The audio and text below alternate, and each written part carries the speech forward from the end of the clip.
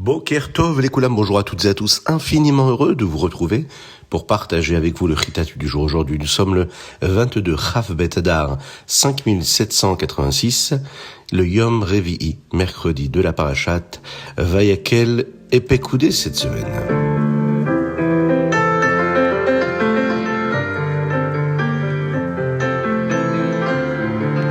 Aujourd'hui, nous étudions pour le mérite de tout le Ham Israël et en particulier tous les habitants d'Eretz Israël, qu'Akadosh Baruch Hu leur donne de la force, du courage, du mérite, et qui nous envoie le Mashiach très très rapidement. Nous étudions pour la guérison de tous les blessés, et pour la force que nous donnons de là où nous nous trouvons aux Chayalim, qui se battent pour nous en Eretz Israël et en dehors d'Eretz Israël.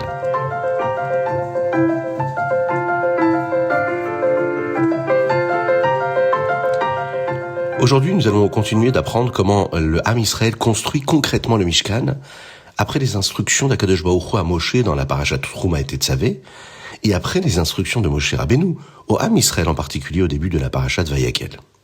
Betzalel a fabriqué le Mizbeach à Nechoshet, ce grand autel qui servait pour les sacrifices, pour les korbanot, qui était fait de cuivre. Il a également fabriqué le kior, le fameux bassin utilisé par les Kohanim pour se laver les mains et les pieds avant de commencer la Avoda. Le kior a été fabriqué à l'aide des miroirs de cuivre que les femmes avaient apportés.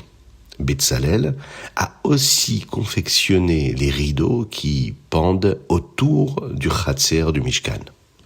Nous passons maintenant directement à la Parashat Pekoudé. Puisque nous le savons, nous avons 2 parachiotes cette semaine, et chaque fois que nous avons une double paracha, eh bien la montée de Revi'i relie les 2 parachiotes. Il est ici question de la Acharayut, c'est-à-dire la responsabilité de Moshe Rabbeinu de s'assurer que le Mishkan soit construit. Et il a réparti les différentes parties de cette responsabilité à différentes personnes. Les Lévi'im devaient s'occuper du Mishkan, le monter, le démonter et le transporter avec le Ham Israël lors de leur voyage. Itamar, le fils cadet d'Aaron, lui, en était le responsable. Betzalel, lui, était responsable de la fabrication des objets pour le Mishkan et il possédait le Ruach HaKodesh, ce que nous appelons l'Esprit Saint, pour faire exactement ce qu'Hachem voulait. Aholiav, lui, l'a aidé. La Torah nous indique quelle quantité de chaque matériau a été donnée pour le Mishkan, combien d'or, combien d'argent, combien de cuivre.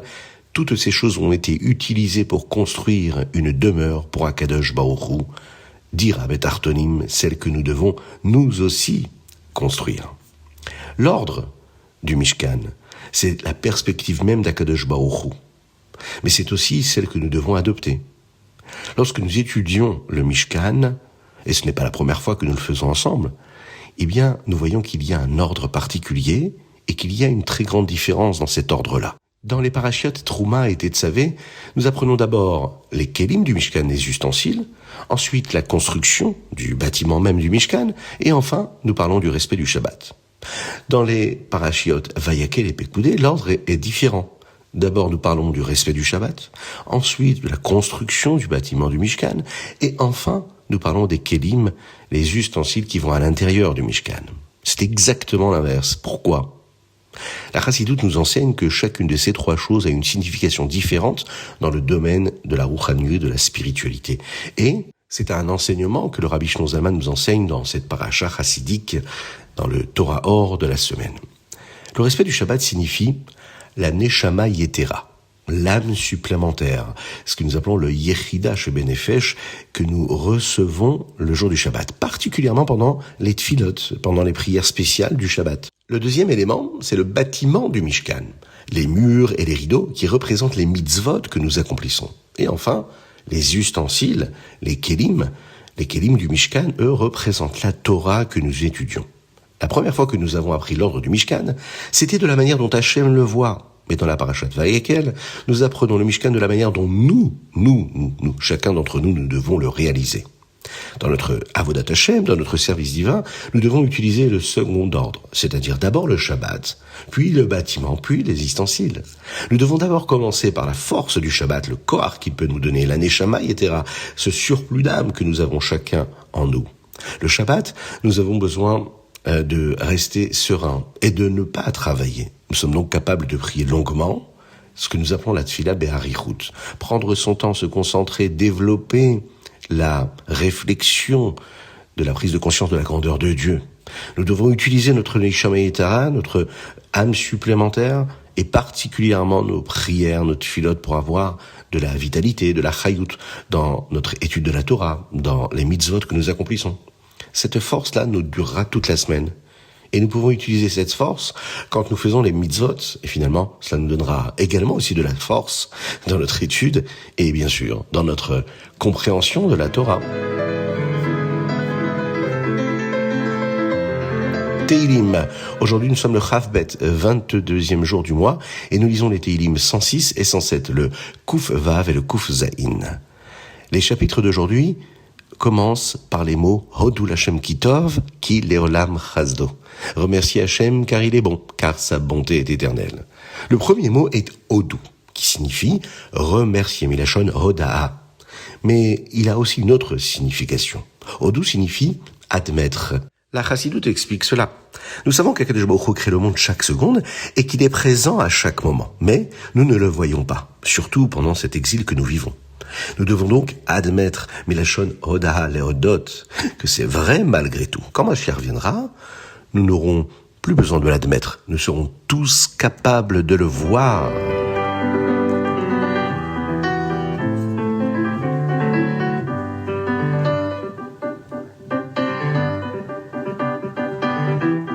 Tania. Aujourd'hui, nous sommes dans le chapitre 36, chapitre Lamed Vav. Dans le chapitre précédent, le Rabbi Shlomo Zalman nous a dit que c'est seulement quand nous faisons une mitzvah par l'action, par le maasé, que la shrina peut résider. Même sur notre corps, sur notre gouffre. Lorsque Mashiach viendra, la shrina, la présence d'Akadosh Baruch Hu, son dévoilement descendra dans le monde et la mission sera accomplie. Mais pour que cela arrive, nous devons travailler maintenant. Et c'est ce que nous faisons maintenant au temps de la galoute qui va permettre ce que nous allons voir plus tard. Dans le Tanya d'aujourd'hui, on nous explique ici comment nous recevons la force pour cela du don de la Torah, du Matan Torah. Lors du don de la Torah, le Ham Israël a eu un avant-goût de la manière dont nous pourrons voir Akadosh Baruch Hu à l'époque de Mashiach. Que s'est-il passé pendant le Matan Torah ? Tous les Juifs se tenaient ensemble et chacun a pu réaliser qu'Akadosh Baruch Hu leur donnait la Torah directement, personnellement, et parce qu'il recevait la Torah, là où Akadosh Baruch Hu n'est pas caché du tout, chaque Juif pouvait ressentir ce principe-là de Einod Milvado. Rien n'existe en dehors de Dieu. C'était un avant-goût de ce qui sera lors de la venue de Mashiach. Cependant, après que le Ham Israël ait commis la faute du Chet HaEgel, la faute du veau d'or, le Ham Israël et le monde ont perdu le raffinement qu'il y avait à ce moment-là. Il est devenu beaucoup plus difficile de reconnaître l'existence de Dieu dans le monde. Très bientôt, quand Mashiach viendra, nous pourrons à nouveau voir Dieu comme nous l'avons vu. Et ce ne sera pas seulement pour le Ham Israël. Le Ham Israël, lui, pourra voir la divinité même, la Elokut, grâce au pouvoir de la Torah, où Hachem lui est révélé. Ensuite, cela brillera à partir des Juifs, de sorte que tout le monde dans le monde, lui, pourra recevoir cette divinité-là, être capable de reconnaître Dieu. Et puisque cela s'est déjà produit une fois lors du Matan Torah, cela nous donne la force de faire ce que nous devons faire pour que cela se produise à nouveau. Mais à l'époque, ce n'était que pour un court instant. Quand Mashiach viendra, cela sera et cela restera ainsi pour toujours.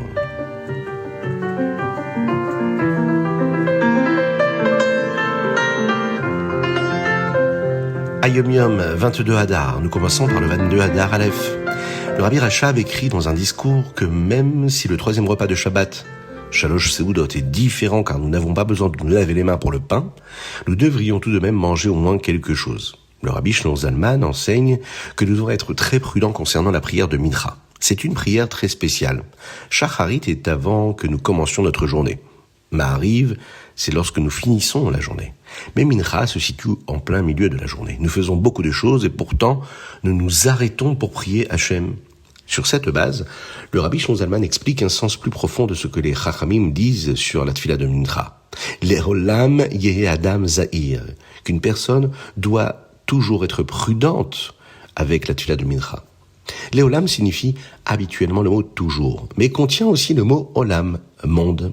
Les sages nous enseignent donc que le service d'un juif dans le monde doit être véhiculé par cette tefila. Yehé Adam signifie qu'une personne soit, c'est-à-dire Yehé, mais on peut aussi le traduire par le mot soit un homme, Yehé Adam, soit une personne qui fait ce qu'elle sait être juste, c'est-à-dire le Moar Shalit à la lèvre, l'esprit qui domine le cœur. C'est ça un homme. Zahir signifie habituellement prudent, mais peut aussi signifier briller, Melachon Zohar. Eh bien, signifie ici que le spirituel, la Rouhaniyut, peut briller dans le matériel. C'est ainsi que le travail d'un juif dans le monde, c'est d'être un homme, d'être maître de son comportement, de faire briller le spirituel dans le matériel. Où voit-on cela ? Eh bien, dans la prière de Mincha. Quand nous sommes capables d'arrêter toutes les choses importantes que nous sommes en train de faire, notre travail, nos occupations personnelles pour nous connecter à Dieu, ça montre que nous faisons notre travail dans le monde. Nous montrons que nous avons le Moar Shalit à la lèvre, et que notre cerveau nous maîtrise et qu'il est capable de nous faire décider d'arrêter ce que nous faisons et que le spirituel est plus important pour chacun d'entre nous que le matériel. 22 Adar Sheni. Dans la parashat Shmini, le Hayom nous dit aujourd'hui, nous apprenons comment Aaron a béni le Ham Israël avec Birkat Kohanim, la bénédiction des Kohanim. Le Hayom d'aujourd'hui explique le sens spirituel de cette bénédiction. Lorsque les Kohanim bénissent le Ham Israël, le Kahal, l'assemblée, n'a pas le droit de regarder les Kohanim pendant la bénédiction. Les Kohanim se sont déjà lavé les mains et ont enlevé leurs chaussures. Ils vont à l'avance, se tournent vers tout le monde et lèvent les mains en tenant leurs doigts d'une manière spéciale. Ils disent une bénédiction précisant qu'Hachem leur a donné une mitzvah spéciale de bénir les Juifs. Puis ils bénissent le Ham Israël avec les mots de Yevarecha. Sans la chassidoute, nous pourrions penser qu'il s'agit de plusieurs choses différentes. Des gens qui écoutent, des Kohanim qui bénissent, et un air spécial. Mais la chassidoute nous dit que c'est en réalité une seule et même chose. Quand les Kohanim bénissent le Ham Israël, nous nous unissons tous. Pour que quelque chose soit complet, il faut posséder ce que nous appelons les 10 sphirotes, les 10 façons de se connecter à Dieu. Les bénédictions représentent ici les mochin, l'intellect. Les Kohanim qui lèvent les mains représentent les midot, les émotions. Et enfin, le Ham Israël, le peuple juif, qui est appelé fils de roi, Bene Melachim, représente la Malchut, la royauté. Avec toutes ces forces, tous ces éléments réunis, nous avons les 10 sphirotes, les 10 forces, la complétude totale, la shlemut, ce qui nous permet d'être attachés à Hachem de la meilleure des façons.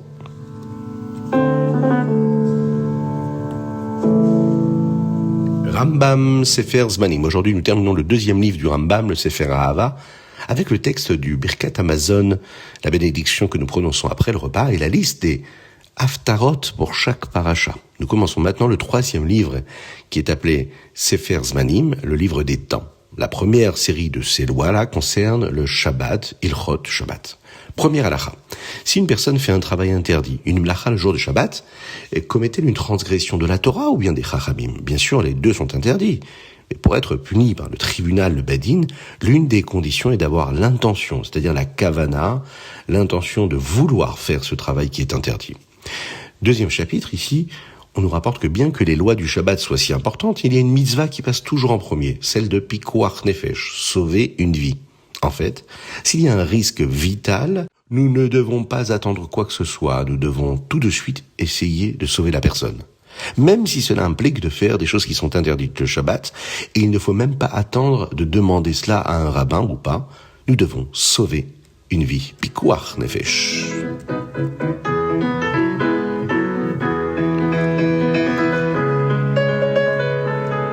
C'était le Chitat du jour.